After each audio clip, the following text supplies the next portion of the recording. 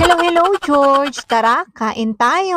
Ulam tayo ng cauliflower at isaw. Pero bago tayo kumain, George, magpapasama muna ko sa inyong i-unbox itong aming air purifier. Pinakakailangan pala natin sa buhay ang air purifier. Malay nyo, dahil dito malilinis natin ang ating buhay. Char! Kasama na yung mga unnecessary people sa ating buhay. Char! Parang sa pagtanggal lang naman ng air pollutants, ganun. Char! Kasi naman 'di ba, ang air purifier ay ginagamit para malinis ang hangin. So, parang ganun lang din yun. Kapag may toxic people sa surroundings mo, kailangan mo ng linisan. Sa pamamagitan ng pagtanggal ng air pollutants, nakakatulong ito sa mga taong may respiratory symptoms at dry skin. O, alam mo na George ha, kung dry skin ka, kailangan mo ito. Huwag kang maniniwala dun sa sinasabi nila na kapag dry ang skin mo ay kailangan mo ng madiligan. Char! Lalong-lalo na kung meron kang allergies sa alikabok, pinakakailangan mo talaga ito. Pero na lang ha kung may allergies ka sa chukchak chenes ebe-ebelu. Char!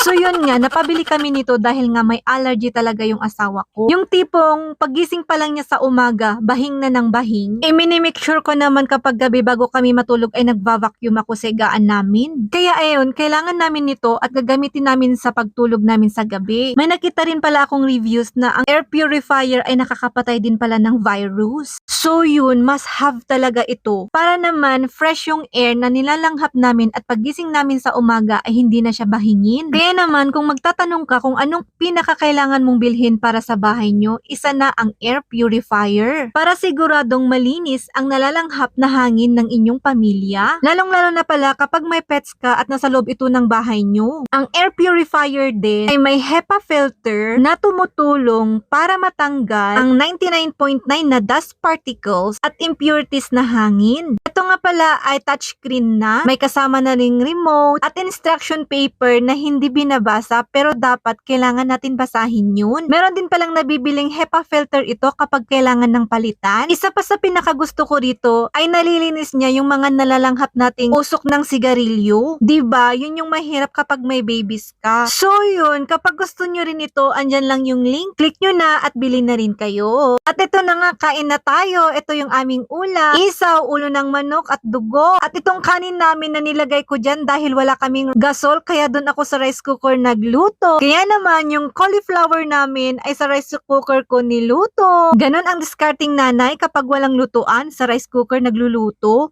Siyempre, yung unang subo ko para sa inyo. Char. Nag-uulam ba kayo ng isaw o pang merienda nyo lang? Char. O, tara na George, kain na tayo. At yan na lang muna for today's video. Thanks for watching. Let's eat!